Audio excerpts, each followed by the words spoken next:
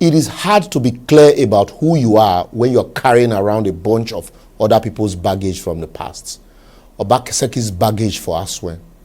The Edo State Governorship election bill to hold in September 2024 will certainly be a tough one, as two foreign-based senior lawyers, Olumide Akpata and Asue Godalo, slugs it out with a home-based serving senator, Senator Monday Okpewolo, aka Akpakomiza. But sometimes, what did that name mean? Well, that one will come later. Will APC be able to fully reconcile its house to pull an upset to return to Sadebe House in Edo State? Only time or so will tell. Meanwhile, since winning the primaries, Olumide Akpata seems to have reduced the Oludi Opokpokpo tempo of the Labour Party. As people are wondering, where is Olumide? Holiday is over, now it's time for campaign. For the PDP candidate, Asue Godaro, though some party faithfuls, including the current Deputy Governor, Philip Shaibu, and the former party chairman, Barrister Asue Ojizwa, alleged that he was imposed on the party as a candidate by Governor Obaseki, even though he's begging them and the electorate not to visit the sins of Obaseki on him. So how well he's able to maneuver through the many baggages of Obaseki, time will reveal all of this to us. Anyway, we know say almost all our outgoing governors, they impose successor, and thereafter the fight go begin. The latest being Wike and Fubara in Rivers State, you know, except for Lagos, where the person when they impose is now in Abuja. Well, you understand the gist.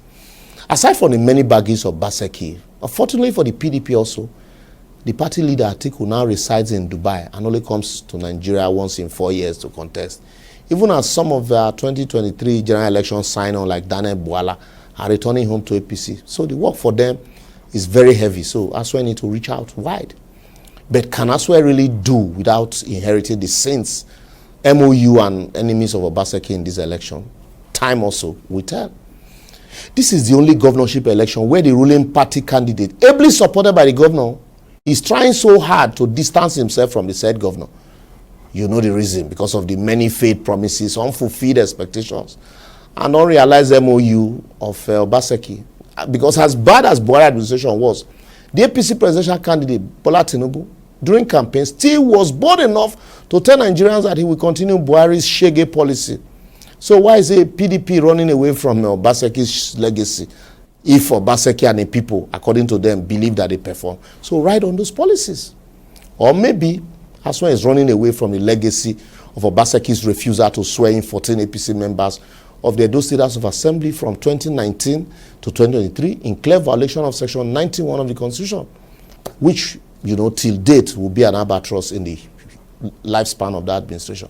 Or is it the latest one of Obaseki's refusal to swear in 8 judges already screened and confirmed by the NJC, National Judicial Commission, as he continues in his abuse of Section 271 sub 2 and Section 291 and 2 of the same Constitution?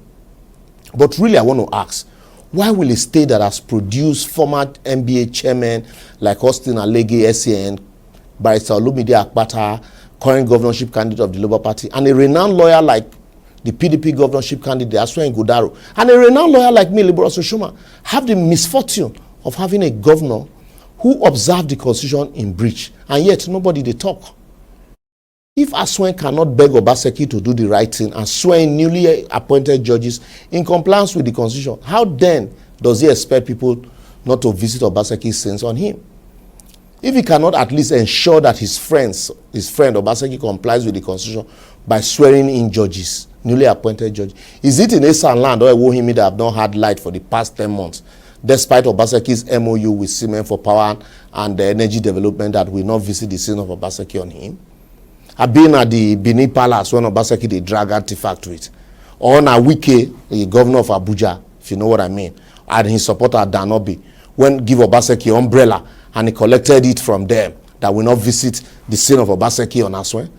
I'm also sure that Deputy Governor Philip Shaibu, that Obaseki has relocated from government house and stripped of all his aid and held bent on impeaching for refusing to kototo his poho for not contesting for governorship election. He's also waiting to throw his own bowl of revenge.